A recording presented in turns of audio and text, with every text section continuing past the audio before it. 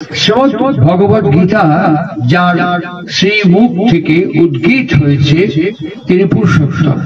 সেই পুরুষোত্তমের পর বর্তমান পুরুষোত্তম শ্রী শ্রী ঠাকুর অনুকূল চন্দ্র আবির্ভূত হয়েছে। শ্রীমদ্ ভগবদ গীতায় তিনি অর্জুনকে বহুভাবে বর্ণনা করে বোঝাবার চেষ্টা করেছেন।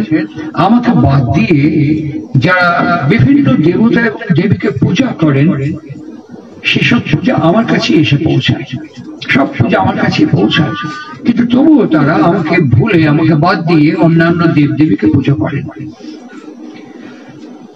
তিনি বলেছেন যে সেই ফল খুব বেশিক্ষণ থাকে না, সেসব পূজার ফল খুব বেশিক্ষণ থাকে না। তাই আমরা ওষুধের ভিতরে যে পূজার্চনার ক্রম এবং পদ্ধতি দেখেছি, কিছু শক্তি তারা অর্জন করার ভেতর দিয়ে, কিন্তু সেই শক্তি দীর্ঘস্থায়ী হয়ে ওঠে না। তাই আবার তাদের ওই তপস্যা যজ্ঞে ব্রতী হতে হয়। এখানে প্রাসঙ্গিক ভাবে আমরা যে প্রথম শ্লোক, বেদের যে প্রথম শ্লোক পৃথিবীতে ধ্বনিত হয়েছিল, ওম অগ্নিমিলে পুরোহিতা যজ্ঞস্যা দেব মৃত্যুজাম হুতারঙ্গরত্তধাতমম, এই প্রথম শ্লোকটি বেদের ঋগ্বেদে প্রথম উচ্চারিত হয়েছিল আমাদের দেশে।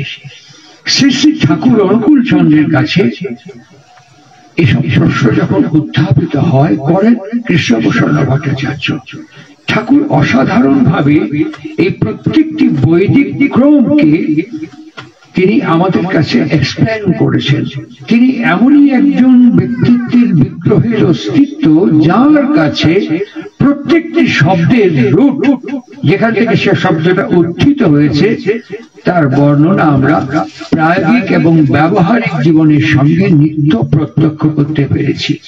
আপনারাও দেখবেন অগ্নি কথাটা উৎপত্তি হয়েছে অনক থেকে, যা আমাদেরকে এগিয়ে নিয়ে যায়। এই এগিয়ে যাওয়া জীব যখনই প্রাণ পায় তখনই তার একটা প্রবণতা থাকে অস্থির থাকা এবং এগিয়ে যাওয়া, বৃদ্ধির দিকে এগিয়ে যাওয়া। অগ্নি একমাত্র যা ঊর্ধ্ব গতিশীল, কখনো নিম্নাভিমুখে অগ্নি হয় না। অগ্নি সবসময় ঊর্ধ্ব গতিশীল, সবসময় ঊর্ধ্ব গতিশীল, আর অগ্নি সবসময় এগিয়ে নিয়ে যায়। অগ্নির বহু নাম, অগ্নিকে বলা হয় জাতবেদা, অর্থাৎ আমরা যারা জন্মগ্রহণ করেছি জাতক, আমাদের প্রত্যেকের বিষয় সম্পর্কে অগ্নি জানেন। তাই বেদ অগ্নিকে বলেছে ক্রান্তদর্শী, বেদ অগ্নিকে বলেছে প্রান্তদর্শী। অগ্নি এমনই একটি, অগ্নি সর্বভোগ, অগ্নিতে যা ফেলবেন অগ্নি সব খেলবেন। অগ্নি কখনো কিছু বর্জন বা প্রত্যাখ্যান করে না। এর একটা পার্সনিফাইড এক্সিস্টেন্স কিন্তু আমাদের কাছে নেই। অগ্নির ব্যক্ত মূর্তি, অগ্নি যে বিমূর্ত অগ্নি, অগ্নির যে ব্যক্ত মূর্তি, প্রত্যক্ষ মূর্তি, তা আমাদের কাছে নেই। সেই কারণে বেদ আরো একটি শব্দ বলেছেন অগ্নিমুখ এবং যজ্ঞভাগ। এই দুটো শব্দ উপনিষদ এবং বেদে উচ্চারিত হয়েছে বহুবার, অগ্নিমুখ এবং যজ্ঞভাগ। কৃষ্ণপ্রসন্ন সৎসঙ্গের পূজনীয় ঋত্বিকাচার্য শ্রী শ্রী ঠাকুরকে প্রশ্ন করছেন অগ্নিমুখ কে আর যজ্ঞভাগ কে? শ্রী শ্রী ঠাকুর অনুকূল চন্দ্র উত্তর দিচ্ছেন অগ্নিহোত্রী, অগ্নিমুখ, যজ্ঞভাগ একজন, সদ্গুরু পুরুষোত্তম। পুরুষোত্তমের রাজত্বে কেউ বর্জিত হন না। পুরুষোত্তম কাউকে প্রত্যাখ্যান করেন না, পুরুষোত্তম কাউকে বর্জন করেন না। পুরুষোত্তম সব সময় ঊর্ধ্ব গতিশীল, অস্থি ও বৃদ্ধি সম্পন্ন পথে প্রত্যেককে এগিয়ে নিয়ে যাওয়ার মার্গ উন্মোচন করেন। সেই কারণেই তাকে অগ্নিমুখ, যজ্ঞভাগ, অগ্নিহোত্রী অস্তিত্ব বলে বলা হয়। ঠাকুরের বাণী গ্রন্থ তপবিধানা দুটি খণ্ডের মধ্যে বহুবার এই শব্দ দুটো ঘুরে ঘুরে এসছে। ঠাকুরের বাণী গ্রন্থ চর্যাসূত্র বাণী গ্রন্থের মধ্যে বহুবারই বাণী ঘুরে ঘুরে এসছে। ঠাকুরের বাণী গ্রন্থ ধৃতিবিধানা দুটি খণ্ডের মধ্যে বারবারই দুটো শব্দ ঘুরে ঘুরে রিপিটেডলি উচ্চারিত হয়েছে শ্রী শ্রী ঠাকুরের মুখে। ঠাকুরকে জিজ্ঞাসা করা হয়েছে যজ্ঞ মানে কি? প্রীতিগোপাল বলল, ঠাকুর বলেছেন যজ থেকে যজ্ঞ কথাটা উৎপন্ন হয়েছে। যজ মানেই হচ্ছে সম্বর্ধনা, প্রীতিগোপাল একটু আগে আমাদেরকে জানালেন যজ মানে হচ্ছে সম্বর্ধনা। সম্বর্ধনা মানে সম্যক প্রকারে বর্ধনা। এই সম্যক শব্দটি এমন যার মধ্যে ফাঁক এবং ফাঁকি নেই। আমার ভ্রূণ থেকে আমি যে বাবার শরীর থেকে মার শরীরে গেছি, এই যাত্রা পথ আমার বাবার চিন্তন, আমার বাবার অভ্যাস, আমার বাবার ব্যবহার, আমার বাবার বিচরণ বিনির্মাণ এবং সাইমালটেনিয়াসলি আমার মার জীবন, অভ্যাস, ব্যবহার, বিচরণ এবং বিনির্মাণ, এর সঙ্গে সঙ্গে টেম্পারামেন্টাল অ্যাফিনিটি এবং বর্ণ বংশ গোত্রের সম্মেলন, এগুলো যদি সম্যক প্রকারে না হয় তাহলে আমার আগমনটা ধরেই নেওয়া যেতে পারে সম্যক প্রকারে হবে না। অতএব আমার সম্বর্ধনা সম্যক প্রকারে হবে না। ঠাকুরকে জিজ্ঞাসা করছেন, যিনি স্বামী লোকেশ্বরানন্দজির বন্ধু, যিনি ভারতবর্ষের অন্যতম অর্থনীতিবিদ অম্লান দত্ত এবং ভগতোষ দত্তের অন্তরঙ্গ বন্ধু, সৎসঙ্গের কিংবদন্তি ব্যক্তিত্ব প্রফুল্ল কুমার দাস, তিনি দুমকায় মুখার্জি পার্কে শ্রী শ্রী ঠাকুরকে বসে জিজ্ঞাসা করছেন, আচ্ছা ঠাকুর, এই যে আমরা জন্মগ্রহণ করেছি, আমরা যারা বাবা হচ্ছি, আমাদের যে স্পার্ম যখন ইজাকুলেট করে তখন তো অসংখ্য স্পার্ম ভাবে,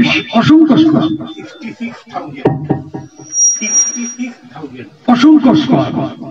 সুতরাং এই স্পার্মের প্রত্যেকটা স্পার্মকে একই রকম।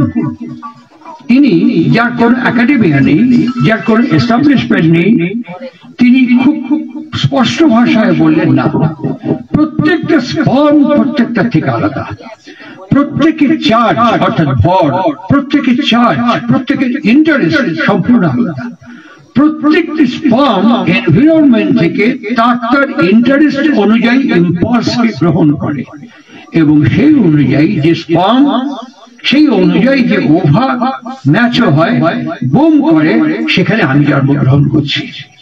তাহলে বুঝতে কোনো অসুবিধা নেই যে আমার বাবার অভ্যাস, আমার বাবার ব্যবহার, আমার বাবার ইন্টারেস্ট, আমার বাবার ক্রোনোলজিক্যাল হ্যাবিট এন্ড ক্যারেক্টার যেভাবে বিনির্মিত হয়ে উঠেছে, সাইমালটেনিয়াসলি আমার মার অভ্যাস, ব্যবহার, বিচলন এবং বিনির্মাণ যেভাবে বিনির্মিত হয়ে উঠেছে, এটা যখন কম্প্যাটেবলি ম্যাচ করবে তখনই আমি সম্যক প্রকারে দেখবো, বুঝবো, হব, চলবো এবং করবো এবং পাবো। বিজ্ঞান তো তাই বলে, বেদ তাই বলে, উপনিষদ তাই বলে, পতঞ্জল তাই বলে, ব্রহ্মসূত্র তাই বলে, এক কথাই বলে। কিন্তু these are all abstract, এগুলো সব অ্যাবস্ট্রাক্ট। এগুলো অ্যাবস্ট্রাক্ট বলে আমরা আমাদের কাছে কনজিউম করতে পারি। এগুলো অ্যাবস্ট্রাক্ট বলে যেহেতু কোনো পার্সোনিফাইড অ্যাপ্লিকেশন নেই বলে আমরা একে ভালো করে বুঝতে পারি না। যখন পুরুষোত্তম আবির্ভূত হন তখন তিনি আমাদের কাছে এগুলো ক্লারিফাই করেন, এক্সপ্লেইন করেন। আর সেই এক্সপ্লেনেশনটা কেমন? তার লাইফ, তার জীবন, তার লীলা মাধুর্য, এগুলো আমাদের কাছে উন্মোচিত করে। তাই তাকে বলা হয় ক্রান্তদর্শী, তাই তাকে বলা হয় প্রান্তদর্শী। এই যে অগ্নিমিলের শব্দটি আমরা ব্যবহার করলাম, ঠাকুরকে জিজ্ঞাসা করা হলো যে এই যে আগুন জ্বলছে, এর মধ্যে ঘৃত দেওয়া হচ্ছে। ঠাকুর খুব পরিষ্কার ভাবে বললেন, বেলপাতা, ঘি, বেলকাঠ, আম কাঠ, খিরিকা কাঠ, এগুলোর মধ্যে যে কেমিক্যাল সলিউশন আছে, এগুলো যখন অ্যালয় হয়, মিক্সিং হয়, এগুলো যে ধোঁয়া উৎপন্ন হয়, এটা অনেকটা এনভায়রনমেন্টাল, অনেকটা পরিশুদ্ধকরণের ক্ষেত্রে, অনেক প্যারাসাইটকে আমাদের ক্ষেত্রে মুক্ত করে তোলে, অনেকটা এনভায়রনমেন্টাল পরিশুদ্ধতা নিয়ে আসে এগুলোর ফলে। কিন্তু এটা আমার জীবনকে স্পর্শ করতে পারে না, এটা আমার জীবনকে গাইড করতে পারে না। কতগুলো মন্ত্র গাইড করতে পারে না। গাইড করবে কি করে? ঠাকুর সঙ্গে সঙ্গে বললেন, ঘৃত কথাটার উৎপত্তি দেখ। আপনারাও দেখবেন, ঘয় রি ফলা, ঘৃ থেকে ঘৃত কথাটা উৎপন্ন হয়েছে। ঘৃ মানে কি? উজ্জ্বল। ঘৃ মানে কি? দীপ্ত। ঘৃ মানে কি? বিশ্বাসী। ঘৃ মানে কি? ক্ষিপ্র, তড়িৎ গতি সম্পন্ন। তাহলে আমি এটা দিচ্ছি কেন? যেই ঘি আগুনে পড়ছে, আগুন কি হচ্ছে? উজ্জ্বল হচ্ছে, দীপ্ত হচ্ছে, প্রত্যয়দীপ্ত হচ্ছে এবং প্রজ্বলিত হয়ে আলোকিত করছে এবং ঊর্ধ্ব গতিশীল হচ্ছে। এই যে কম্বিনেশনটাকে ইনি এই অ্যাবস্ট্রাক্ট ফিলোসফিকে, এই পার্সোনিফাইড এক্সিস্টেন্স আমাদের কাছে অ্যাপ্লিকেশনের মধ্যে নিয়ে আসছে। সেই অ্যাপ্লিকেশন কেমন? প্রীতিগোপাল বলল পঞ্চমহাযজ্ঞ। সে অ্যাপ্লিকেশন কেমন আরো ক্লারিফাই করেছেন তিনি। বাণী গ্রন্থের নাম হচ্ছে চর্যা সূত্র, তার মধ্যে দুটি বাণী তিনি দিয়েছেন প্রত্যেক দিন, প্রত্যেক মুহূর্তে, প্রত্যেক কর্মীকে, দীক্ষিত ব্যক্তিকে অনুশীলন এবং অভ্যাস করার জন্য। একটি বাণীর নাম হচ্ছে তপ অরুণিমা, আরেকটি বাণীর নাম হচ্ছে সপ্ত ব্যাহতি। আমরা যারা গায়ত্রী উচ্চারণ করি তার মধ্যে তিনটে স্তরের কথা আমরা বর্ণনা করি, ভূর ভুবঃ স্বঃ, কিন্তু স্তর হচ্ছে সাতখানা স্তর, ভূর ভুবঃ স্বঃ মহ জন তপো সতা। এই সাতটি স্তর, এই সাতটি স্তরে আপনি গানে দেখবেন সারেগামা পাধা নিঃসা, সেটারে দেখবেন সাতটা তার, সাতটা সুর। সুতরাং এই সাত বাদ দিয়ে আমার দেহটাকে যদি আপনি ডিসেক্ট করেন, এর মধ্যে সাতটা কালার খুঁজে পাবেন।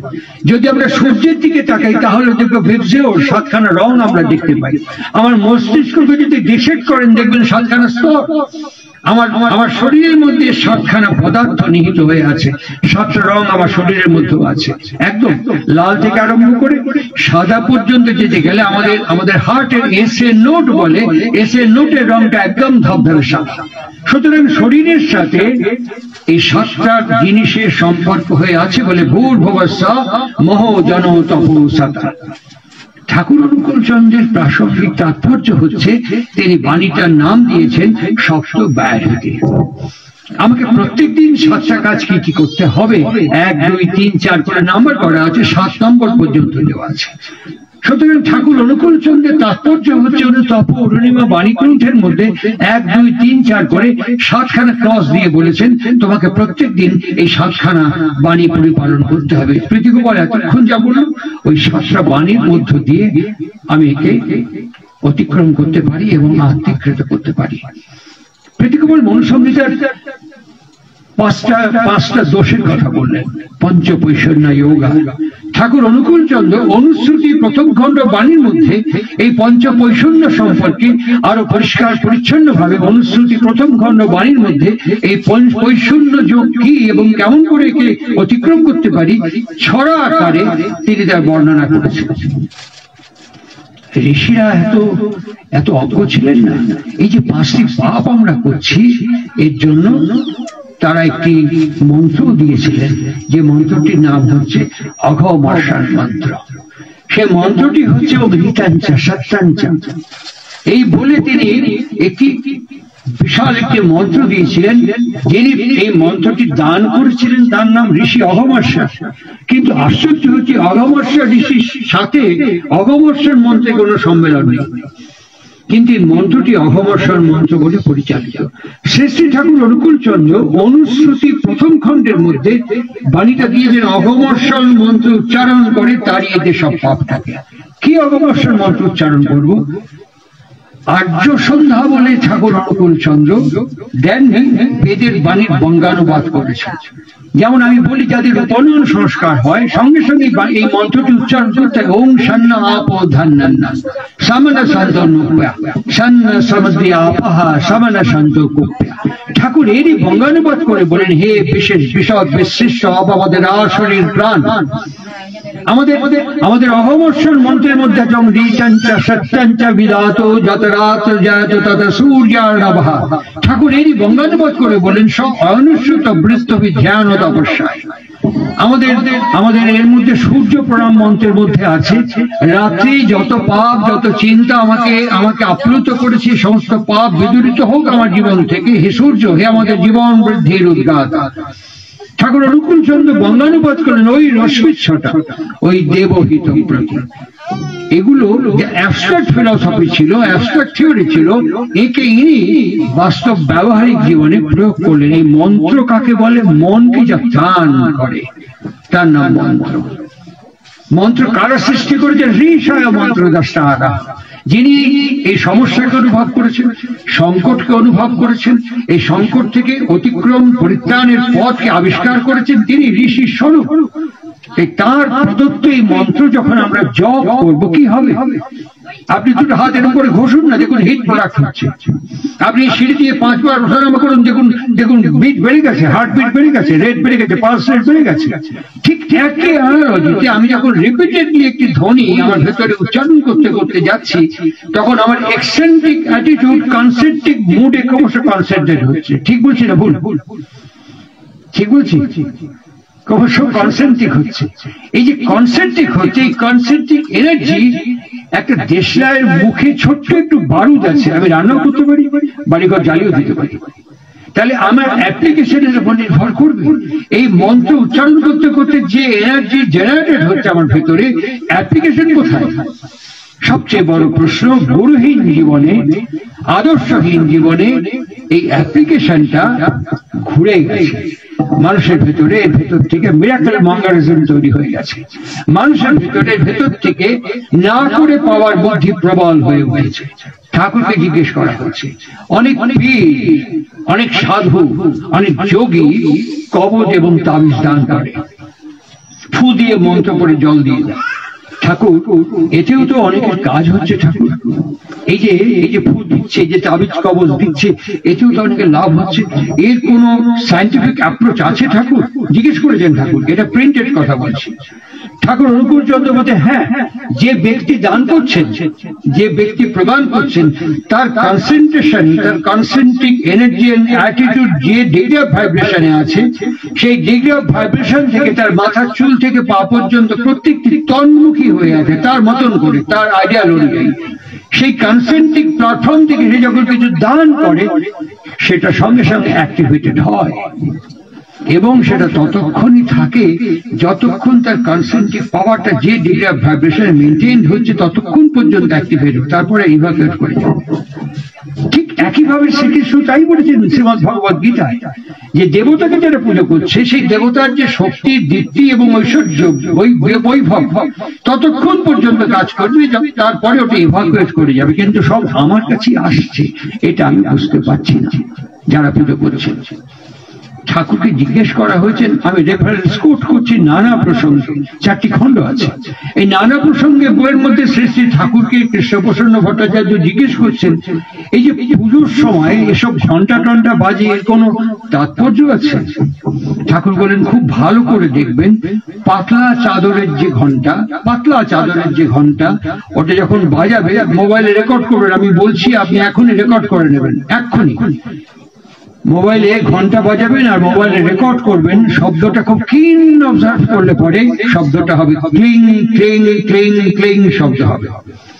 এই শব্দটা, চাদর যত বাড়বে, যত ঠিক হবে, একদম খুব বড় থিকনেস হলে গির্জায় যখন ঘন্টা বাজে, ওটার ক্লিং শব্দ উচ্চারণ করে না, ওটা খুব কিন অবজার্ভ করলে পরে ঢং ঢং শব্দ উচ্চারণ হয়। কেন হয়? আমাদের এখানে শব্দ, আমরা যে সাধনা করি, এটাকে বলে শব্দ সুরাত লয় যোগ সাধনা। শ্রী শ্রী ঠাকুর অনুকূল চন্দ্র আমাদেরকে যে বীজ মন্ত্রটি দান করেছেন, ঠিক ঠিক ধ্যান আসনে বসে যখন কেউ ধ্যান তৎপর হবেন, তখন প্রথম শব্দটি বাঁ দিক এবং ডান দিক দুটো কানেই আসবে, ক্লিং ক্লিং ক্লিং। সাইমultaneously ওই শব্দের সঙ্গে সঙ্গে তেসরা তিল বা দ্বিদল যাকে বলি, গীতা বলছেন ভ্রু মধ্যে, একই কথা, তেসরা তিল বা দ্বিদল, ভ্রু মধ্যে। এইখানেও সাধক বা তাপস ওই শব্দের সঙ্গে সেই আলোর সংদর্শন ঘটবে। আর বলবো না, ধীরে ধীরে ধীরে ধীরে এভলিউশন হতে থাকবে। একটা সার্টেন স্টেজ আসবে যাকে বলা হয় ত্রিবেণী সঙ্গম শব্দ গঙ্গা বলে ঠাকুর চিহ্নিত করেছেন। যেখানে সন্ত উচ্চারণ করছেন উন মুন শুন, যেখানে সন্ত উচ্চারণ করছেন উন মুন শুন, সেইখানে ঠাকুর অনুকূল চন্দ্র সেখানে বলছে ভ্রমর গুফা, আমাদের প্রবেশের প্রথম পথ। সেখানে ভ্রমর ডাকলে পরে যে শব্দ আসে আমাদের কাছে, সেই শব্দ আমাদের কানে উত্থিত হবে। তারপরে তিনি বলছেন ত্রিকুটি, এবং শেষে গিয়ে বলছেন বঙ্কনাল। পায়খানে যে সাইফন ব্যবহার করা হয়, ওই সাইফনের মতন একটি জায়গা, সেখানে অস্তিত্ব বিলুপ্ত প্রায়। বেদ একই কথা বলছে, উপনিষদ একই কথা বলছে। আর এই বেদ এবং উপনিষদ যে কথা বলছেন, মহর্ষি পতঞ্জলি তার পতঞ্জল দর্শের মধ্যে এই স্টেজটাকে 8টা ভাগে ভাগ করে সমাধিপাদ হিসেবে ব্যবহার করেছে। ব্রহ্মসূত্র একই কথা বলছে। মহর্ষি বাদরায়ণ, মহর্ষি ব্যাসের ছদ্মনাম মহর্ষি বাদরায়ণ, এই ব্রহ্মসূত্রের মধ্যে প্রথম শ্লোকটা উচ্চারণ করছেন অথাথ ব্রহ্ম জিজ্ঞাসা। কখন যাবে, কোন সময় যাবে, কিভাবে যাবে, সাধারণ জীব জগৎ এতটা কনসিভ করতে পারে না। তাই জন্য ঠাকুর অনুভব করেছিলেন তিনি কোন সনাতন ধারাকে উপেক্ষা বা বর্জন করেননি, কোন সনাতন পথকে তিনি পরিত্যাগ করতে শেখাননি। তিনি জানেন মানুষ সনাতন মতে সনাতন পথে চলছে, তাই বাণীও আছে পরে নিষ্ঠে নিন্দে করে সাজলি ইষ্টনিষ্ঠ বলে একটি বাণীও আছে। কারো কোন আদর্শকে অবমাননা অসম্মান তাচ্ছিল্য করতে ঠাকুর বারণ করেছেন। কি বলেছেন? বলেছেন তার ওখান থেকে তাকে আস্তে আস্তে আস্তে আস্তে ঊর্ধ্ব এবং জীবন বৃদ্ধির পথে বিচলিত করে তোলা। এখন প্রশ্ন হচ্ছে এই যে সনাতন পথ সনাতন মত, আমাদের প্রীতিগোপাল সরস্বতী কথা বললেন, আমার প্রত্যক্ষ অভিজ্ঞতা, তার কাছে আমি দীর্ঘদিন থেকেছি, তার কাছে দীর্ঘদিন বসেছি, যেমন আপনাদের কাছে বসে আছি। সেই দিনটা ছিল বৃহস্পতিবার, 7 বাজছে 7। ঠাকুর কথা বলতে বলতে একটু আনমনা হয়ে বলেন কিসের শব্দ হচ্ছে? বলেন 7 বাজছে। 7 বাজে কেন? আজকে বৃহস্পতিবার না, প্রত্যেক ঘরে ঘরে লক্ষ্মী পুজো হয় না বৃহস্পতিবার, ওই জন্য 7 বাজছে সন্ধ্যা হবে। ঠাকুর একটু বিস্ময় জিজ্ঞেস করলেন প্রত্যেক বৃহস্পতিবারই কি লক্ষ্মী পুজো হয় ঘরে ঘরে? বলে হ্যাঁ হ্যাঁ। হাত দুটো চিৎ করে বলে শালা প্রত্যেক বৃহস্পতিবার যদি ঘরে ঘরে লক্ষ্মী পুজো হয় তো আমার ঘরের সংসারে আমার ঘরের ঘরে এত অলক্ষ্মীর আমদানি হলো কেন? দেখ তো লক্ষ্মী কাক কয়। এবার ডিকশনারি দেখালো লক হয় হসন্ত, লক মানে হচ্ছে আলোচন, সম্পূর্ণ প্রকারে দেখা, সম্পূর্ণ প্রকারে দেখার নাম হচ্ছে আলোচন, লক্ষ্মীর কোয়ালিটি। তারপরেই হচ্ছে চিহ্নীকরণ, আইডেন্টিফিকেশন। একবার যে শুনবো, জানবো, দেখবো, বুঝবো এবং সঙ্গে সঙ্গে অ্যাক্টিভেট করবো। This are the qualities of Srilakshmi, Shrimati Lakshmi. এই হচ্ছে তার কোয়ালিটি। এই যে আলোচন এবং চিহ্নীকরণ আমরা লক্ষ্মী পুজো করি, লক্ষ্মী পুজোর মন্ত্রের মধ্যে আমরা যে মন্ত্রটি ধ্যান মন্ত্র উচ্চারণ করি, এটি হচ্ছে লক্ষ্মীর রূপ এবং চেহারার বর্ণনা। আমরা লক্ষ্মীর যে প্রণাম মন্ত্র উচ্চারণ করি, পদ্মালয়ে হরিদাসী হরিপ্রিয়ে, পদ্মালয় কাকে বলে, পদ্ম কাকে বলে, পদ্মের মধ্যে যে গতি, আমরা একে অ্যাক্টিভেট করি না। এই লক্ষ্মী পুজো করি, ওটা একটা বাহ্য পূজা, ওকে পরিত্যাগ করতে হবে। কিন্তু ওই পুজোটা যদি না থাকতো তাহলে এসেন্সটা আমি বুঝতে পারতাম না। ঠাকুর পরিষ্কার ভাবে বলেছেন বই পড়ো কিন্তু শুধু বই হয়ে যেও না। তিনি বাণীর মধ্যে বলেছেন অনুষ্ঠান করো কিন্তু অনুষ্ঠান সর্বস্ব হয়েও না, তার এসেন্সকে মর্যাদাগত করতে চেষ্টা করো। কে করাবে? কে করাবে? দীর্ঘদিন পুরুষোত্তমের জাগতিক বাস্তব অবর্তমানে এটি ডরমেন্ট এবং লেটেন্ট হয়ে গিয়েছে। আপনারা লক্ষ্য করেছেন দক্ষিণেশ্বরের দেবদেউলের শ্রী শ্রী রামকৃষ্ণ বারবার মাকে মৃন্ময়ীকে চিন্ময়ীতে কনভার্ট করেছেন, কিন্তু পরবর্তীকালে এখনো ভবতারিণী আছেন দক্ষিণেশ্বরে, আর চিন্ময়ী হয়নি। ওই চিন্ময়ী যিনি করেছিলেন জনজীবন কিন্তু ভবতারিণীর দিকে না, শ্রীরামকৃষ্ণের দিকে কনসেন্ট্রেট হয়েছিল। কেন? তিনি ভবতারিণীর সাক্ষাৎ বাংময় রূপ। এখানে আমরা বলি একটা পটেনশিয়াল এনার্জি আছে, কাইনেটিক এনার্জি, যেমন ব্রহ্মা ব্রহ্মাণী, শিব শিবানী, নারায়ণ নারায়ণী, ইন্দ্র ইন্দ্রাণী, কৃষ্ণ এবং রাধা রাধাকে ঠাকুর বলেছেন লাদেরই ধারা, the kinetic force of that potential energy। ঠিক বেদও একই কথা বলেছে, হৈমবতী বলে চিহ্নিত করেছেন বেদ। এই ব্রহ্মের একটি শক্তিকে হৈমবতী বলে চিহ্নিত করা হয়েছে। ঠিক এমন করে প্রত্যেকটি ক্ষেত্রে পর্যায় স্তরে শ্রী শ্রী ঠাকুর অনুকূল চন্দ্র ইলাহাবাদের ডিসকাশন করেছেন। এগুলোকে জাগাবে কে, বোঝাবে কে? কে বোঝাবে? যজ্ঞ কি হোম বলতে বলতে হু আহ্বান করা, ওম আবাহয়ামি, ওম পূজামি, ওম নমস্কারামি। এই আবাহন করবো কাকে, কিভাবে আবাহন করবো? এই যজ্ঞের সময় দেখবেন 6টি কোষ দিয়ে অধ্যর্যুর আসন বলা হয়। বর্তমান পুরুষোত্তম 1939 সালে তার আবির্ভাব ভূমিতে অধ্যর্যুর পাঞ্জা প্রবর্তন করলেন। অত্যন্ত কষ্ট, ব্যথা, দুর্ভাগ্যের সঙ্গে আমাকে উচ্চারণ করতে হচ্ছে, ভবেশ তোমার এই গিদ্নি আশ্রমে একজন পাঞ্জাবি আমাকে 10টা টাকা দিয়ে প্রণাম করলো। আমি বললাম যে তুমি প্রণাম করছো কেন টাকা দিয়ে? বলে পাঞ্জাবি পেয়েছি। আমি কিসের? বলে অধৈর্যের। কিসের? বলে অধৈর্যের। এই যদি ডেমনস্ট্রেশন হয় তাহলে কি ভুল হয়েছে? পুজো করে, লক্ষ্মী পুজো করে টাকা আসবে, ধন আসবে, বাড়ি আসবে, বাড়ি আসবে, চাও। ঠাকুর অনুকূল চন্দ্রের শিষ্যজিৎ বলে অধৈর্যের পাঞ্জা পেয়েছি, সে সস্তারি করে, সে দীক্ষা নিয়েছে প্রীতিগোপাল যে পঞ্চ মহাযজ্ঞের কথা বলে, এগুলো করতে করতেই সে কোয়ালিফাই করে পাঞ্জার জন্য যাচ্ছে, সে অধৈর্যের পাঞ্জা পেয়েছে। কি ভুল করেছে সে? আজকে যারা পুজো করছে, হোম করছে, যজ্ঞ করছে, কি অন্যায় করছে? This are all same, we are in same boat. এখানে অধৈর্য কাকে বলে? আমি সেদিনকে একজনকে বললাম অধৈর্য বানানটা আমার সামনে লিখুন। অধৈর্য বানান লিখতে পারে না, ভবিষ্যৎ অত্যন্ত ব্যথার সঙ্গে উচ্চারণ করছি। অধৈর্য বানানটা লিখতে পারে না, উচ্চারণ করতে পারে না, পাঞ্জা পাঞ্জা। This is not social movement. এটাকে আশ্রম বলা হয়। আশ্রম কাকে বলে? আর সামান্তান, আর সামান্তান ব্রহ্মস্তম্ভ পর্যন্ত পরিশ্রমের মধ্য দিয়ে, করার মধ্য দিয়ে যে আমি হয়ে প্রাপ্ত হব, দিস ইজ কল্ড আশ্রম। ইনি করেছেন। কেমন করে করেছেন? সুবোধ তালুকদার, হেমায়তপুরে সুবোধ তালুকদার। সুবোধ তালুকদারকে বলছেন যে ওখানে বিশ্ববিজ্ঞানী ইট কাটা হবে, বুঝছেন? ওই ছল পল, তপবনের ছল পলদের নিয়ে গিয়ে ইট কাটা লাগায় দেয়। সুবোধ তালুকদার তপবনের শিক্ষক, তিনি বলছেন ইট কাটা বলতে সামনে অঙ্ক পরীক্ষা, ভূগোল পরীক্ষা, ওদেরকে ভূগোল এবং অঙ্ক এবং ইতিহাস শেখাতে হবে। ইট কাটতে গেলে এতটা সময় চলে গেলে এদেরকে পড়ানো হবে কখন? ঠাকুর বলছেন আখাম্বা কথা শিখলেন কোন থেকে? আপনি এইটুকু মাটির মধ্যে এক বালতি জল যদি ঢেলে দেন কি হবে? সেটা কোনো কামই লাগবে না। এখানে অঙ্ক শিখবেন কতটা মাটির মধ্যে কত প্রপোর্শন জল দিলে আঠা আঠা হবে, উপযুক্ত কার্যকরী হবে, এর ভেতর দিয়ে অঙ্ক ধরায় দিবেন। এই মাটি কোত্থেকে নিলেন?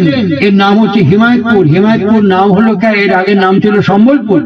হিমায়তপুর নাম কেন হলো? এর সঙ্গে সঙ্গে ইতিহাস ধরায় দেবেন।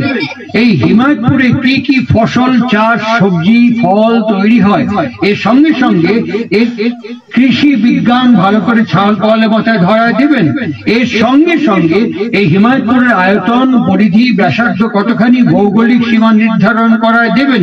এগুলো করতে করতে বকতে থাকবেন আর কাম করাতে থাকবেন। Multiple action. এর নাম হচ্ছে ইষ্টভৃতি, এর নাম হচ্ছে সুঅস্থি অয়নের মার্গ উন্মোচন, এর নাম হচ্ছে অগ্নিমিলে পুরিতাম জ্ঞাসা দেবরিত্তিতাম হোতারাগ রত্নধাতাম। এইখান থেকে রত্নকে আমরা আহরণ করতে পারি। এর নাম হচ্ছে পঞ্চবৈষণ্য যজ্ঞে অতিক্রম করে গিয়ে পঞ্চমহাযজ্ঞের জীবনকে তৈরি করা। এইটা অনুভব করে ইন দ্য ইয়ার 1935 খুব রিমার্কেবল, এই সময় ইস্ট ইন্ডিয়া কোম্পানির হাত থেকে ভারতবর্ষের শাসনভার ব্রিটিশ পার্লামেন্টে চলে যায়। এর প্রত্যেকটি কার্যক্রম, এর প্রত্যেকটি বিষয় এত তাৎপর্যপূর্ণ, এত সঙ্গতিপূর্ণ যে আমরা ধারণা করতে পারি না। 1935 সালে ঋত্বিক সংঘ তৈরি করলেন কেন? 1935 সালে ইস্ট ইন্ডিয়া কোম্পানির হাত থেকে ব্রিটিশ পার্লামেন্টে ভারতের শাসনভার চলে যায়। 1939 সালে তিনি যাজক, অধ্যক্ষ, সহপ্রতিনিধি প্রবর্তন করলেন। কেন করলেন? 1939 সালে তৎকালীন ভাইসরয় একটি গোপন চিঠি লিখলেন। চিঠিটার মধ্যে আছে হিন্দু এবং মুসলমান যদি একত্রিত হয়ে থাকে তাহলে ব্রিটিশ এ দেশ বেশি দিন ধরে রাখতে পারবে না। সেদিন পার্লামেন্ট থেকে গোপন নির্দেশনামা এসেছিল, ডিভাইড অ্যান্ড রুল, হিন্দু এবং মুসলমানকে আলাদা করে ফেলা হোক, এই বিষ এদের মধ্যে সঞ্চারিত করা হোক। ঠাকুর অনুকূল চন্দ্র সেই অঘমর্ষণ মন্ত্র প্রয়োগ করলেন কোনখানে? এই অঘ মানে পাপ, মর্ষণ মানে স্খলন করা। এই পাপকে স্খলন করে ডাইরেক্ট অ্যাকশন নিলেন যাজক, অধ্যক্ষ, সহপ্রতিনিধিত্বের মাধ্যমে। অগ্নিকে প্রজ্বলিত করলেন, যজ্ঞকে, হোমকে আহ্বান করলেন, যজ্ঞকে সম্বর্ধিত করলেন। কি কুরিয়ার সার্ভিসের মতন যাজক ঘরে ঘরে ঘুরে বেড়াবে।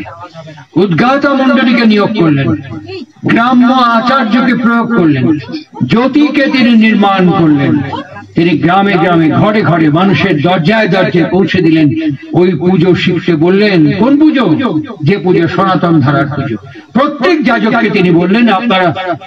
মানুষ ধীরে ধীরে ধীরে ধীরে আস্তে আস্তে আত্মীকৃত করতে পেরেছে, কিছু বর্জন করে নয়। আমাকে একজন প্রশ্ন করেছিলেন, আপনি তো ঠাকুরের কাছে দীর্ঘদিন ছিলেন। হ্যাঁ ছিলেন। আচ্ছা, আপনি কোনোদিন দেখেছেন ঠাকুরের বুকের সামনে চামড় এরকম করে দোলাচ্ছে, প্রদীপ এরকম করে ঘোরাচ্ছে, ঠাকুরের সামনে পাখা এরকম করে নাড়াচ্ছে, এরকম দেখেছেন? না, কোনোদিন দেখিনি। তাহলে আমাদের এখানে আশ্রমে এগুলো হবে কেন? আমি বললাম যে আপনি কথাটা ঠিকই বলেছেন, কিন্তু ওগুলো যে কারণে করা হতো, ব্যক্তিত্বটা সেরকম ছিল। একটি মার সন্তান বিয়োগ হয়েছে, হাপুস রায়নে কাঁদছে, হাপুস রায়নে কাঁদছে। একটি মার সন্তান হয় না যেখানে পুত্রশ্রী যজ্ঞ করা হয়, সেখানে হাপুস রায়নে কাঁদছে। পাশাপাশি একজন চাইছে, একজন হারিয়ে ফেলেছে। এই ব্যথাতুর জীবন থেকে তিনি তাকে উদ্বর্ধিত এবং সম্বর্ধিত করে উদ্বর্ধিত করেছেন। এটা আমরা এখন পাই না বলে আপূর্বক রম ধাতু অর্থাৎ তার তদ্ভাবের সঙ্গে ক্রীড়াভাব সমন্বিত আচরণ মনন চিন্তন যা আমাকে ধ্যানে উন্নীত করে তুলবে। এই কারণে পঞ্চপ্রদীপ চক্ষু কর্ণ নাসিকা জিহ্বা ত্বক head light sound electricity magnetism এবং একসঙ্গে ক্ষিতি অফ তেজ মরুদ বম, এই পাঁচটির সঙ্গে পাঁচটি আরতি যে আমার রিলেশনশিপ আমার ব্যক্তি জীবনের, একই সঙ্গে আমার জীবনের উদ্ধাতা আমার জীবনের পরমতম গুরুর কাছে এই পাঁচটি অগ্নিকে প্রজ্বলিত করে আমার জঠরা কামাগ্নি জঠরাগ্নি হৃদয়াগ্নি প্রেমাগ্নিতে কি করে আমি শতচক্র ভেদ করতে পারি, এই বিষয়গুলোকে নিয়ে তিনি আরতি করতে বলছেন। আপূর্বক রম ধাতু সম্পূর্ণভাবে তার ভাবের সঙ্গে আদর্শের সঙ্গে ক্রীড়া সমন্বিত ভাবে উদ্দীপ্ত হয়ে ওঠা। আমাদের কাছে পাঠ করে শেখাবে কে? যাজক। এটাকে কন্ট্যাক্ট করবে কে? কমিউনিকেট করবে কে? অধ্যক্ষ। এটাকে এক্সিলারেট করবে কে? সভাপতি ঋত্বিক নিচাঞ্চা সচ্চাঞ্চ বাচ্চা মানুষচা ব্রহ্মচ তানি মাম অবস্থা, যে ব্রহ্ম জিজ্ঞাসা ওইখানে সভাপতি ঋত্বিক পৌঁছে দেবে। অত্যন্ত দুর্ভাগ্যের সঙ্গে বলতে হচ্ছে এদের বক্তব্য কি বন্ধ করে দিন, করে দিন বন্ধ, এদের বক্তব্য কি বন্ধ করে দিন। সনাতন ধারা মত যারা পথে বলছেন একমাত্র মুসলমান এবং খ্রিস্টান এগুলো করে না। আমার খুব বিনীত ভাবে জিজ্ঞেস করতে ইচ্ছে করে কজন মুসলিম এবং খ্রিস্টানকে নিয়ে অনুকূল চন্দ্রের বিগ্রহের সামনে দাঁড় করিয়েছেন? চলে যান বেলুর মঠে, বেলুর মঠে গিয়ে দেখবেন এখনো হিন্দু মুসলিম বৌদ্ধ খ্রিস্টান পার্সি সবাইকে আরতি কর্ম দর্শন করছে। সুশক্তি ব্যক্তিত্ব নিষ্ঠা কর্ম আচরণ এবং সেবা প্রাণতার মধ্য দিয়ে রামকৃষ্ণ মঠ এবং মিশনের বিরুদ্ধে একটা দাঁত ফাটাবার শব্দ শক্তি সাহস কারো এখনো হয়নি। ভারত সমাজ সমিতি এখনো আরতি হচ্ছে সন্ধ্যেবেলায় সকালবেলায়, কারো হিম্মতে কুলায় না ওখানে গিয়ে কোনো কথা বলা। আমরা কোয়ান্টিটি বেড়ে গেছি অনেক, কোয়ালিটি এখন কোনো কোয়ালিটি নেই। যেমন যেমন ভাতের মধ্যে একটা চালের দানা টিপলে মায়েরা বুঝতে পারেন ভাত সেদ্ধ হয়েছে, এই ঋত্বিক সম্বন্ধে একজনকে টান দিয়ে নিয়ে এসে টিপুন, ব্রহ্মসূত্র জিজ্ঞাসা করুন, বেদ জিজ্ঞাসা করুন, উপনিষদ জিজ্ঞাসা করুন, পাতঞ্জল জিজ্ঞাসা করুন, চারবাক জিজ্ঞাসা করুন, ঠাকুর ঠাকুর ঠাকুর ঠাকুর ঠাকুর ঠাকুর ঠাকুর কি? ঠাকুর তো সব নিয়ে ঠাকুর। তুমি কোথায় দিলে? সাগরে আমি, মকরে আমি, সিংহের মধ্যে আমি, বাতাসে আমি, সব জায়গায় আমি, সর্বোত্তমী বিশ্বর একাদশ অধ্যায়ের মধ্যে পুরুষোত্তম শ্রীকৃষ্ণ বলছেন। সেম সেম শ্রেষ্ঠ ঠাকুর অনুকূল চন্দ্র একই কথা বলতে, সর্বত্র আমি। পূর্ণপতি খুলে দেখতে হলে দেখা যায় সর্বত্র আমি। আমি মাতাল ভায়ার পাশে গিয়ে মাতাল হয়ে মদ খাই, আমি ছাগল হয়ে পাতা খাই, ব্রহ্মজ্ঞানী আমি তার কাছে ব্রহ্মজ্ঞানী হয়ে বাস করি। সর্বত্র তিনি। আমি যদি ধরতে না পারি, বুঝতে না পারি, তাহলে আমার বৃত্তি আমাকে যেভাবে ইভলভ করবে, আমার বৃত্তি আমাকে যেভাবে গাইড করবে, আমি সেভাবেই বলবো। এর ভেতর থেকে কি হতে পারে বন্ধ করে দিলে? আর্য ভারতীয় সমাজতান্ত্রিক বর্ণাশ্রম ধারা বিঘ্নিত হয়ে যেতে পারে। চলাশ্রী বইয়ের মধ্যে ব্রাহ্মণ ক্ষত্রিয় বৈশ্য শূদ্রের বর্ণনা দেওয়া আছে। আমি যদি একে বন্ধ করে দিই, তাহলে আর্য ভারতীয় সমাজতান্ত্রিক ধারাটি ইনফ্রাস্ট্রাকচারটা আমি প্রথম পুরোহিত এটাকে বন্ধ করে ভঙ্গ করে শেষ করে দিয়ে যাবো। আমার পরবর্তী জেনারেশন একে একদম নস্যাৎ করে দেবে। আমি ঠাকুর থেকে দেখেছি, একটা মজার কথা বলি, আমি দেখেছি চোখে রাজবাড়ি। কোন রাজবাড়ি বলেনি? সেই যে রাজা ছিলেন, গিন্নিমা ছিলেন, তার প্রায় গোটা 50 বিড়াল ছিল, বুঝলেন? গোটা 50 বিড়াল ছিল। গিন্নিমা যেখানে যেখানে যেতেন বিড়ালগুলো গিন্নিমার পেছন পেছন যেতেন। দুর্গাপূজা হচ্ছে, দুর্গা মণ্ডপ, বিড়াল তো গিন্নিমার সঙ্গে সঙ্গে ঘুরে বেড়াচ্ছে। পুরোহিত বলছে এই বিড়াল থাকলে কিন্তু পুজো কি করে হবে? তখন গিন্নিমা বলছেন বিড়াল তো আমাকে ছেড়ে যাবে না ঠাকুর বাবা, কি করা যায়? তার কাজ করুন, 50খানা ঝুড়ি নিয়ে আসা হলো, প্রত্যেকটা ঝুড়ি দিয়ে এক একটা বিড়াল চাপা দিয়ে একটা করে ইট চাপা দিয়ে দেওয়া হলো। এই যে আমাদের প্রজ্ঞান মহারাজ, এই যে আমাদের তত্ত্বদর্শী মহারাজ, এরা সৎসঙ্গে আসে, বসে, দেখে, দেখতে দেখতে শিখছে। কিন্তু this is the pin whole camera. এই ক্যামেরা সব স্ন্যাপ নিয়ে নিচ্ছে, সব দেখছে, শিখছে, আস্তে আস্তে বুঝতে পারছে। সেই রকমই বড় হয়ে ওঠা। গিন্নিমা নেই, পুরোহিত নেই, পুরোহিতের তস্যপুত্র, গিন্নিমার তস্য প্রধারা প্রজন্ম। সেই যে প্রজ্ঞানানন্দ মহারাজ, তত্ত্বদর্শী মহারাজ যখন রাজা হয়েছেন, বড় হয়েছেন, তিনি পুরোহিত যখন পুজো করতে বসে বলছে আপনার পুজো তো ঠিক হচ্ছে না। বলে কেন? বলে কেন বলে? আরে বিড়াল বিড়াল দিয়ে ঝুড়ি চাপা দেওয়া হতো, বিড়াল করে ঝুড়ি করে। তখন বলছে বিড়াল পুজোর মধ্যে বিড়াল করতে গিয়ে ঝুড়ি করতে গেলে দৌড় বসে আমার পূর্বপুরুষ দিকে দেখে আসছে 50টা বিড়াল, 50টা ঝুড়ি, একটা করে ইট চাপা দেওয়া। এই জায়গায় এসে আমরা পৌঁছব। শ্রাদ্ধ হচ্ছে বাবার, ছেলে শ্রাদ্ধ করছে, আমি প্রত্যক্ষদর্শী চেয়ারে বসে আছি। আপনাদের মতো চেয়ারে বসে আছে, এখানে শ্রাদ্ধ কর্ম হচ্ছে, পুরোহিতের হাতে বই আর যে অনুষ্ঠান বই, সে বইয়ের মধ্যে বলছেন যে আপনি শ্রাদ্ধ করছেন, একটু উঠে এটা খুঁড়ি নিয়ে একটু পেচ্ছাপ করে নিয়ে আসুন। বলে কেন? এই দেখো লেখা আছে পিণ্ডে মূত্রদান। বলে কি বলছেন? আমার বাবার পিণ্ডে আমি পেচ্ছাপ করে দেবো? বলে আমি কি বলছি, শাস্ত্র বলছে। ঠিক বইয়ের মধ্যে লেখা আছে পিণ্ডে মূত্রদান, একদম লেখা আছে। একজন অভিজ্ঞ লোক ওখানে বসেছিলেন, তিনি বলছেন ওটা প্রিন্টিং মিস্টেক, পিণ্ডে সূত্রদান, মূত্রদান না, ইদাম আচ্ছাদনাম, ওটা মূত্র হয়ে গেছে। সুতরাং আজকে যদি আমি সব বন্ধ করে দিই, একদিন বলবে অনুকূল ঠাকুরই প্রথম এইসব হিন্দু সংস্কৃতিকে বন্ধ করে দেওয়ার প্রথম কারিগর অনুকূল ঠাকুর। সৎসঙ্গ হচ্ছে প্রথম সংগঠন, তিনি সব সনাতনী মতকে বন্ধ করে দিয়েছে। দেখবেন যেমন একটা সম্প্রদায় হয়েছে, আমরাও এই সম্প্রদায় সম্মেলন করার পরিবর্তে সম্প্রদায়টা ধর্ম না রে, এই মন্ত্র বিজ্ঞান এসেন্সকে বাদ দিয়ে আমরা একটা পৃথক সম্প্রদায় পরিণত হয়ে যাব। আমাদের উচিত হচ্ছে জ্ঞানকে অর্জন করে, বিজ্ঞানকে ধারণ করে, একে বিহিত সম্যকভাবে জনমনে সঞ্চারিত করে তার বাস্তব বুদ্ধিকে অ্যাক্টিভেট করে দেওয়া। তাই ঠাকুর বলেছিলেন তোমরা পৌরোহিত্য শেখো, তোমরা যজমান কাজ শেখো, যজমানে বাড়ি বাড়ি যাও, যখনই পুজো করতে বিহিত পূজা করো, বিশুদ্ধ উচ্চারণের মধ্য দিয়ে, বিশুদ্ধ পরিশুদ্ধতার মধ্য দিয়ে পূজা করো, করে যজমানকে বসিয়ে বলো এ পূজা তুমি কেন করলে, কেন পুজো করলে? লক্ষ্মী পুজো করলে, শীতলা পুজো করলে, কালী পুজো করলে, দুর্গা পূজা করলে, কেন করলে, কি জন্য করলে? এই কারণে করেছি, এই কারণ তো হবে না। এবার দুর্গার মাহাত্ম্য যে আমাদের ম্যাথোলজিক্যাল বর্ণনা করা আছে, ওর থেকে এসেন্সকে মজ্জাগত করে এই শক্তি এবং কর্ম সম্পর্কে তাকে অভিহিত করে দাও। নারায়ণ পুজো কেন করলে, সত্যনারায়ণ পুজো কেন করলে? পুজো করো, করে তাকে বিজ্ঞানটা বুঝিয়ে ধরিয়ে দাও। এটা যদি আগামীকাল থেকে তুমি না করো, এই পুজো তোমার ব্যর্থ। শ্রীমদ ভগবত গীতা তো তাই বলেছে, তাই শিখিয়েছে। সমস্ত দর্শন, বেদ, উপনিষদ আমাদের কাছে সেই কথাই উপস্থাপিত করেছে। আর সেই কারণেই বলেছেন ইনি যেমন প্রান্তদর্শী, সন্ধিক্ষণটা বোঝেন, ইনি প্রান্তদর্শী, শেষটা কোথায় হবে তাও তিনি বোঝেন। তাই তিনি বলেছেন অগ্নিকে কবি বলা হয়, জানেন? অগ্নিকে বেদ কবি বলে চিহ্নিত করেছেন এবং সদ্গুরু পুরুষোত্তমকে কবি বলে চিহ্নিত করা হয়েছে। ঋষিকে ঋষি এবং কবি বলে চিহ্নিত করা হয়েছে। ঠাকুর অনুকূল চন্দ্র তাই বলেছেন। এর বাস্তব ব্যবহারিক কথা হচ্ছে তপোরণিমা এবং সপ্ত ব্যয়হীতি। যখনই একটি সাধক তার বিহিত সময়ের মধ্যে জপ ধ্যানের মধ্যে যাবে, শব্দ তার কাছে আসতে বাধ্য, শব্দ তার অনুভূত হতে বাধ্য। যদি বিহিত নাম ধ্যান করেন, আলো তার চোখে ফুটে উঠতে বাধ্য, চোখে না, হৃদয় মতিস্রাতিলে ফুটে উঠতে বাধ্য। আর যখনই শব্দ এবং আলোর সন্দর্শন তার ঘটবে, তার ভিতরে সমন্বয় জেগে উঠবে। হিংসা, বিদ্বেষ, ঘৃণা, বিভাজন একটু একটু করে সরে যাবে। সে তখন ভালোবাসতে শিখে। সে যদি কাউকে চর মারে, সে চরটাও প্রাসঙ্গিক, জীবনের জন্য মারা।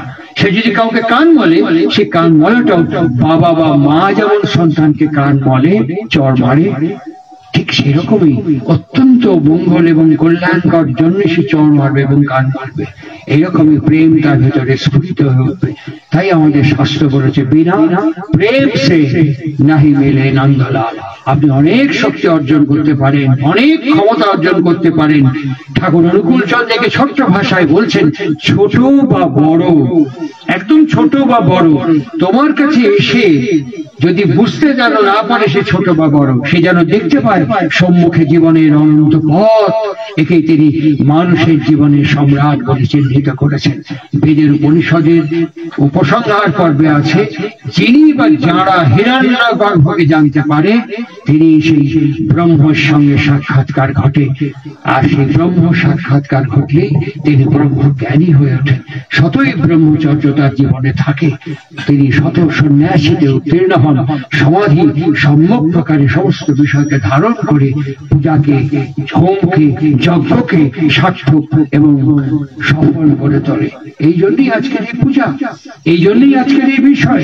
আজকে সুস্মিতা দীক্ষা নিয়েছে, আমি ওকে বলেছিলাম তুমি এখানে এসো। দীক্ষা নিয়েছে কেন এই মেয়েটা? এই বাচ্চা মেয়েটা দীক্ষা নিয়েছে কেন? আমি ওকে বললাম তুমি যজ্ঞের কলাটা খাও কেন?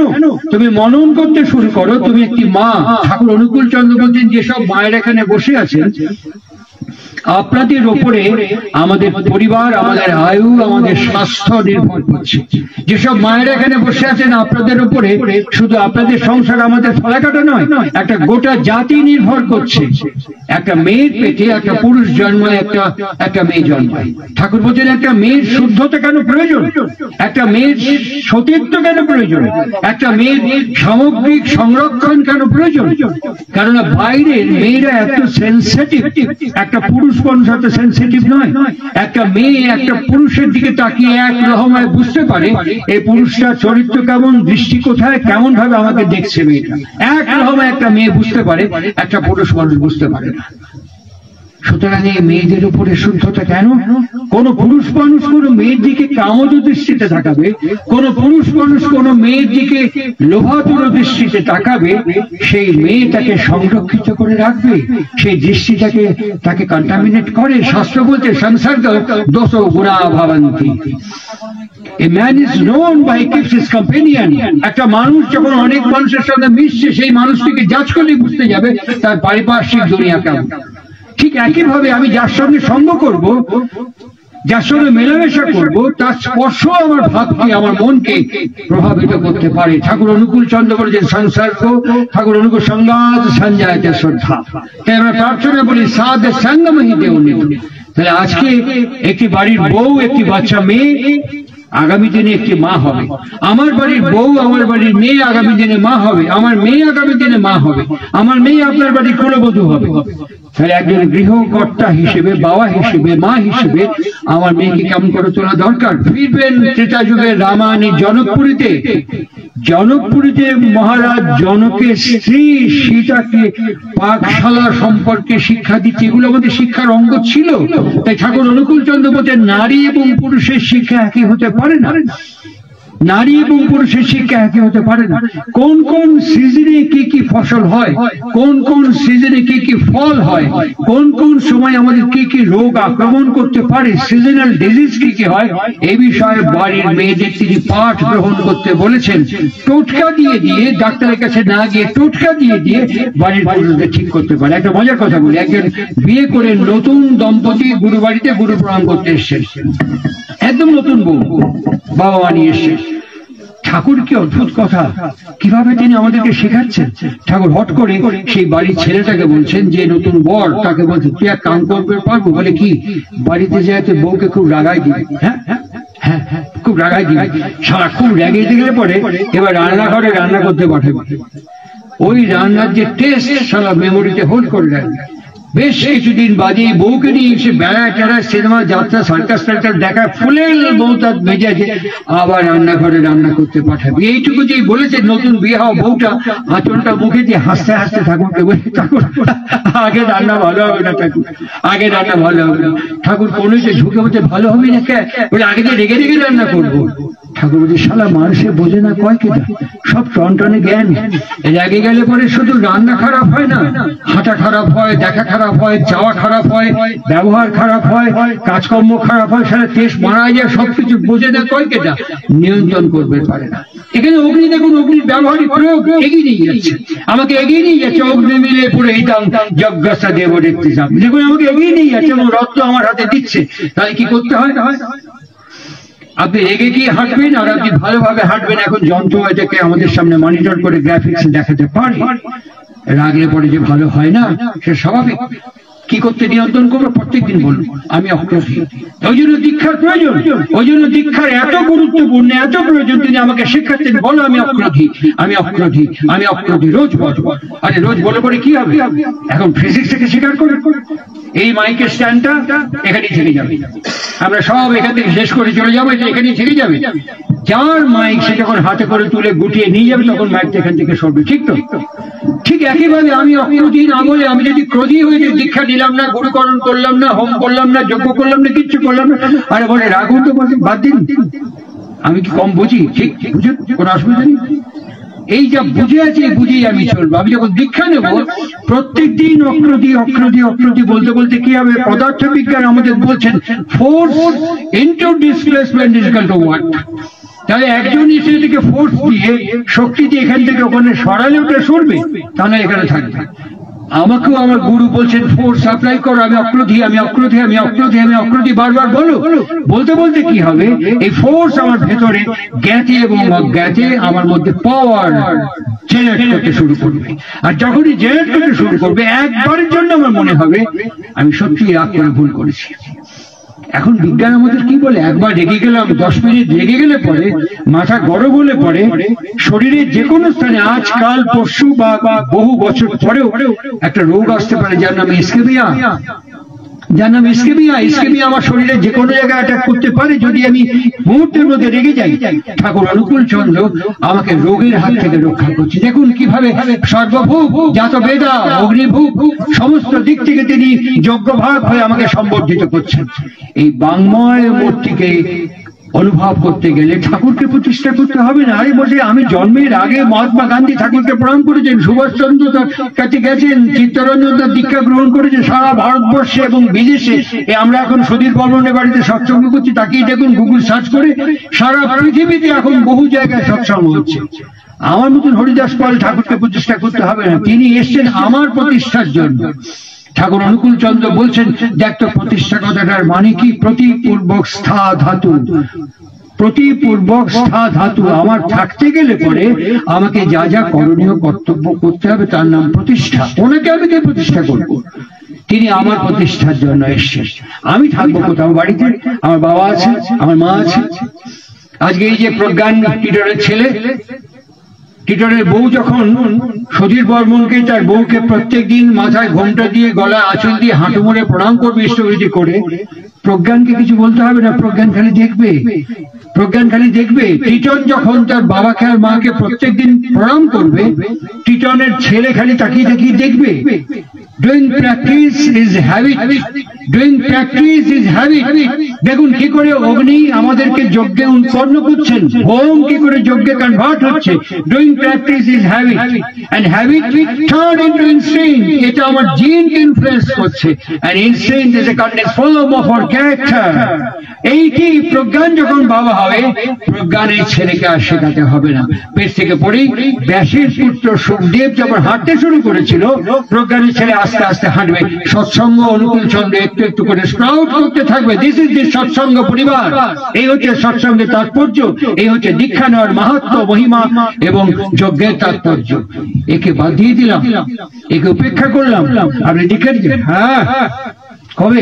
50 বছর আগে। আরে জানেন মশাই, আমার ঘুমে সেখানে পায়ের কাছে ঠাকুর, মাথার কাছে ঠাকুর, ডাইনে ঠাকুর, বাঁয়ে ঠাকুর, আমি যেদিকে ফিরে সেদিকে ঠাকুরের দিকে। আরে ঠাকুর ছাড়া আমার জীবনে চলে না। ঠিক, কিন্তু যা বললো চরিত্র ব্যবহার প্রমাণ করছেন, যা বললো তার আচরণটাকে প্রমাণ স্বীকার করছেন, যা বললো তার জীবনটাকে বহন করছে না। এইরকমই আর্য ভারতবর্ষের ঋষি পরম্পরার পূজা, আরতি, হোম, যাগযজ্ঞ হয়েছে। চামর ঘোরানো নয়, তাকে ব্যয়ন করা। আরতি মানে তাকে আত্মীকৃত হয়ে ক্রীড়াভাব সম্পন্ন করা, পাখা দিয়ে থেকে ব্যয়ন করা। এই প্রত্যেকটি বিষয় যে তাৎপর্য, প্রত্যেকটি ঠাকুর অনুকূল চন্দ্র ভেঙে ভেঙে ভেঙে ভেঙে আমাদের কাছে বলেছেন। ওই দ্য ইডিয়টস আমরা তাকে বুঝতে পারিনি। এই ইডিয়টিক কনসেপশন নিয়ে যখন আমরা কিছু বন্ধ করতে যাব, ঠাকুর বলেছেন কোন সনাতনী মত এবং পথকে বন্ধ করো না। কি বলেছেন? আর্য কৃষ্টির যা ব্যাঘাত, আর্য কৃষ্টির যা ব্যাঘাত, জ্ঞান খড়গে কর্ণে পাত। জ্ঞান যদি অর্জন না হয়, অনুভূতি দিয়ে যদি অনুভূতি উপলব্ধি না হয়, তাহলে বন্ধ করা ছাড়া আমার কাছে বিকল্প পথ নেই। আমরা হিন্দু কোড বিল পাস করেছি 62 সালে, হিন্দু কোড বিল পাস করেছি। এই হিন্দু কোড বিল পাস করা আমাদের ঠিক হয়নি। একটা বহু বিবাহ বন্ধ করেছি আমরা, কিন্তু কত বহু বিবাহ হচ্ছে। আপনি দেখুন না, ফেসবুকে দেখুন না, একজন বিখ্যাত চলচ্চিত্র অভিনেতা একটা বিয়ে করেছে, আবার একটা বিয়ে করলো। কয়েকজন চলচ্চিত্র অভিনেতা, কয়েকজন সঙ্গীত শিল্পী একটা বিয়ে করে আরেকটা বিয়ে করলো। আবার তার মেয়েরা বউরা কিন্তু বিয়ে না করেনি, তারাও আবার পরপর বিয়ে করে যাচ্ছে। তো বহু বিবাহ তো হচ্ছে। বহু বিবাহ যে একদম বন্ধ হয়েছে তা তো নয়। একটা ছেদ দিয়ে সেই নারীর ব্রেনের মধ্যে একটা পুরুষের কনসেপ্ট, আবার একটা পুরুষের কনসেপ্ট, আবার একটা পুরুষের কনসেপ্ট, অনুকূল চন্দ্রের তাৎপর্য ব্যবহার করতে। আমাদের আদিবাসী সাঁওতালি একটি মেয়ে ছিল, তার নাম ফুলমালা। ফুলমালা লেখাপড়া জানতো না, কি সুন্দর তার চেহারা, কি অপূর্ব তার শরীর কাঠামো, একটা লাল পলাশ ফুল মাথায় দিয়ে আটো সাটো শাড়ি পরে ফুলমালা হেঁটে হেঁটে চলে যাচ্ছে, ঠাকুর এখানে মাঠের মধ্যে চৌকের উপরে বসে আছে। হেঁটে যেতে যাই, শালা ফুলমালা নাকি রে, তুই তো শালা টানানে বিভোর, তোর তো মাটির পা পড়েই না, কনে চললু? ফুলমালা এসে ঠাকুরের কাছে ঝাপ করে বসলো। ওখানে ঠাকুর? কে ওখানে? কে? বলে ওখানে আমার বাড়ি আছে। এই তোর বাড়ি নেই, এখানে ছিল, এখান থেকে ওখানে গেল কি? ফুলমালা চুপ করে আছে। ঠাকুর ঝুঁকে পড়ে বলছে, তুই কি আবার তোর বর পাল্টাইছিস? হ্যাঁ ঠাকুর। পাল্টালি কে? আগের বর বহুত মারেছে, এই বর কি মারে? মারে না, ভালো আছে, ভালোবাসে, তবে বহুত গাল পারে ঠাকুর। ঠাকুর আর বর পাল্টায় না, আর বর পাল্টায় না। এই বলে আসলে কুকুরগুলো ঘুরছে। একটা কুকুরের গায়ে হলুদ এবং সাদা ছোপ, একটা কুকুরের গায়ে কালো এবং সাদা ছোপ, আর কোন কোন কুকুর একদম একরকম। ঠাকুর ইশারা করে কুকুরগুলো দেখাচ্ছে। ফুলমালা বলছে, হ্যাঁ ঠাকুর, আমাদের আসলে কুকুর আছে। কুকুরের গায়ে ছাপ দেখতে পাচ্ছিস? বলে হ্যাঁ। এত ছাপ কেন, কত দেখি? তা আমি বলতে পারবো না ঠাকুর, এই মেয়ে কুকুরটার সাথে অনেক পুরুষ কুকুরের মেলামেশা হয়েছে, আর প্রত্যেকটা পুরুষ কুকুরের মধ্যে কোন কোন পুরুষ কুকুরের ছাপ ওই মেয়ে কুকুরটার মস্তিষ্কের মধ্যে ধরা আছে বলে সাদা এবং কালো, সাদা এবং হলুদ ছোপ। মানুষেরও তেমনি, একটা বর যখন পাল্টায় সেই বরের কিছু কিছু ছাপ থেকে যায়, আবার যখন আর একটা বর পাল্টায় সেই বরের কিছু কিছু ছাপ থেকে যায়। বাচ্চা যে হয় বাইফার্কেটেড হয়, একমুখী হয় না, কোলেও হতে পারে না। তুই কি বর পাল্টায় পাল্টায় তোর আমাদের দেশের বিশ্বের সর্বনাশ করবি? ফুলমালা সাঁওতালি লেখাপড়া জানে না, এই সহজ কথা হাঁ করে তাকে ঠাকুরের পায়ের কাছে হুপুর খেয়ে পড়লো, চোখ থেকে জল গড়িয়ে পড়লো, বালি মোড়াবের উপর দিয়ে ঠাকুরের চপ্পলের দিকে এগিয়ে গেল। ফুলমালা বলল, না ঠাকুর, এ বরকে মানা নিবে ঠাকুর, আর বর পাল্টাবে না। আমাদের যাজকের কাজ, আমাদের অধ্যক্ষের কাজ, আমাদের সভাপতি ঋত্বিকের কাজ এইভাবে হোম আবাহন করা। ওম আবাহামি, ওম পূজামি, সম্বর্ধিত করবো, ওম নমস্কারমি, তোমার কাছে প্রণত হয়ে উঠব। এই মন্ত্রকে কুরিয়ার সার্ভিসের মতন ঠাকুর ঋত্বিক সংঘের মধ্য দিয়ে, ঋত্বিক আন্দোলনের মধ্য দিয়ে প্রত্যেকটি ব্যক্তি থেকে, পরিবার থেকে বিশ্ব পর্যন্ত সঞ্চালিত করে দিয়েছে। তাই পূজা, তাই হোম, তাই আরতি, তাই সম্বর্ধনা, তাই আজকের এই সৎসঙ্গ হচ্ছে তার পূর্ণাঙ্গ পরিণতির একটি মানচিত্র। যারা এখানে উপস্থিত হয়েছে ভেবে দেখবেন, আমরা দীক্ষা নেই বা নেই, এই কথাগুলো ইউনিভার্সাল। আমি যে কথাগুলো বলছি দিস ইজ ইউনিভার্সাল। দীক্ষা দিতে হবে না, আমি সৎসঙ্গের সেলসম্যান নই, আমি ঠাকুর অনুকূল চন্দ্রের হকার নই। আমি যে কথাগুলো বলছি ভেবে দেখবেন, আমি বেটার লেট দ্যান নেভার। কোন বাবা, কোন মা চায় না আমার ছেলে এবং আমার মেয়ে আমার অবাধ্য হোক, আমার কথা শুনবে না। আমি দেখিনি কোনোদিন, আমি কোনোদিন দেখিনি, আমি কোনোদিন দেখিনি। তাহলে আমার কর্তব্য কিছু নেই, আমার কোনো দায়িত্ব নেই? আমার ছেলেকে, আমার মেয়েকে কনভেন্টে পড়িয়ে দিলাম, ফ্রান্সে, জার্মানিতে, অস্ট্রেলিয়া পাঠিয়ে দিলাম, ইংল্যান্ডে পাঠিয়ে দিলাম, দায়িত্ব শেষ? এটা মানুষ হলো? আমার পিতৃসত্তা, আমার মাতৃসত্তা। আমি একটা কথা বলি, প্রত্যেক দিন, আজকে সুধীর দরবারে সৎসঙ্গ শেষে আমি অন্তত এইটুকু করতে পারি যেন কোনো ইনভেস্টমেন্ট দরকার নেই, না দীক্ষা, না গুরু, না কিচ্ছু। কি করতে পারি? আমি গিয়ে আমার বউকে বলতে পারি, দেখো তুমি কালকে সকালবেলা ঘুম থেকে উঠে আমাকে একটা প্রণাম করবে ছেলে মেয়েদের সামনে। আমি, হ্যাঁ তুমি প্রণাম করবে একটা। কেন করো না? তোমার ছেলে মেয়েরা দেখো, যেই তুমি আমাকে প্রণাম করছো আমি আমার ছেলে মেয়েকে বলতে পারি, বাবা এই ভদ্রমহিলা যদি এইখানে তোমাকে জায়গা না দিত, এই দু পায়ের উপরে দাঁড়িয়ে এত ফটফট করে ফরিঙের মতো পড়তে পারতে না। এই তোমার প্রথম পৃথিবী, এই তোমার প্রথম বাড়ি, এই তোমার প্রথম আবাসস্থল। তোমার কি একবার মনে হয় এইটুকু যখন ছিলে তখন পেচ্ছাপ করা, খিদে পাওয়া, শরীর খারাপ, এই মানুষটা কিন্তু বুঝতে পারতো, কোনো কোচিংয়ে যায়নি, কোনো ইউনিভার্সিটিতে যায়নি, বুঝতে পারতো। তুমি এখন এত বড় হয়ে এত বিদ্যা অর্জন করে এক মুহূর্তে বুঝতে পারো এই মানুষটা এক্ষুনি এই মুহূর্তে জল তেষ্টা পাচ্ছে, কোমর ব্যথা করছে, পিঠ টনটন করছে, একটু বিশ্রাম করতে ইচ্ছে করতে, বুঝতে পারো? একটা প্রণাম করো, রোজ প্রণাম করতে করতে তুমি একটু একটু করে বুঝতে পারবে বাবা। রোজ প্রণাম করো। আমার মেয়েকে বলতে পারি, তখন আমার স্ত্রী যদি আমাকে বলে, বাবা তুমি আমাকে প্রণাম করছো, এই ভদ্রলোক যদি আমাকে স্বীকার না করতো, এই ভদ্রলোক যদি আমাকে গ্রহণ না করতো, এই ভদ্রলোক যদি ওর শরীর থেকে তোমাকে আমার শরীরে না পাঠাতো, তোমাদের আমি কোথায় পেতাম বাছা? একেও একটা প্রণাম করো। এইটুকু যদি আমি আমার বাড়িতে করতে পারি, আমার বাড়িটাকে খুব খারাপ হবে? শ্রী শ্রী ঠাকুর অনুকূল চন্দ্র সৎসঙ্গ আন্দোলনের মধ্য দিয়ে খুব অপশিক্ষা, অপকর্ষতা তৈরি করছে, খুব খারাপ শিক্ষা দিচ্ছে। এই শিক্ষাটি যদি আমি গ্রহণ করি, যে পাঠশালা থেকে বিশ্ববিদ্যালয় পর্যন্ত কোথাও পাইনি, ঠাকুর বলছেন পিতায় শ্রদ্ধা মায় টান, সেই ছেলেই হয় সাম্যপ্রাণ। ব্যালেন্সিং সন্তান কি করে আসবে? বাবা এবং মার কাছ থেকে। মাতৃভক্তি অটুট যত, সেই ছেলে হয় কৃতি তত। আমার ছেলে যতই পড়াশোনা করে যাই করুক, বাবা এবং মা থেকে বিচ্ছিন্ন হবে না, এই কৃতিত্ব অর্জন করবে এইখান থেকে, এই চলমান তপশ্চর্যার মধ্য থেকে। এটুকু তো করতে পারি। একটা বইয়ের নাম বলছে চিরঞ্জীব বনৌষধি, 1978 বইটি একাডেমি পুরস্কার পেয়েছে। বিখ্যাত কবিরাজ শিবকালী কবিরাজের লেখা। বইটা একবার খুলে দেখবেন, ওপরে লেখা আছে অমৃতা, তার নাম থানকুনি পাতা। আমার পরিবারে যদি প্রত্যেকদিন আমার বাচ্চা কাচ্চা এবং আমি আমার স্ত্রী শুদ্ধ 2-3টে করে থানকুনি পাতা খালি পেটে চাবিয়ে খাই, 1 গ্লাস জল খাই, আমার শরীর ভালো থাকবে। খান, 3 মাস খান, খেয়ে এখন আমি 3 মাস পরের আমি করে দেখুন। এখানেও দেখুন, যজ্ঞ সার্থক হবে না, হোম সার্থক হবে না, আরতি সার্থক হবে না। কি বলবে যেন খুঁজছি, পাই না। কি করে যজ্ঞ হবে? কি করে হোম হবে? কি করে পূজা হবে? কি করে আরতি হবে? আমি তো ক্রিয়াই করলাম না ভাবের সাথে। আমি ওখানে গিয়ে আশ্রমে মন্দিরে ঘোরালাম, 7টা কোনো 7টা করেছে ফিনিশ। কি হলো? যে করলো সেও বোঝে না, ওই পিণ্ডে মূত্র দানের মতো হয়ে যাচ্ছে। সূত্র দেওয়া না হওয়া সম্ভবপর নয়, তাই আমরা বিরোধী হয়ে যাচ্ছি, তাই আমরা আপত্তি জানাচ্ছি, তাই আমরা খুশি এবং সন্তুষ্ট হচ্ছি না। যতক্ষণ না সেই বিজ্ঞানের প্রবর্তন হবে, তার জন্য প্রশিক্ষণ প্রয়োজন, আর সেই প্রশিক্ষণের জন্য আশ্রম প্রয়োজন, আর সেই আশ্রমের জন্য গণসংহতি প্রয়োজন, আর সেই গণসংহতির জন্য বিহিত যজনশীলতার প্রয়োজন।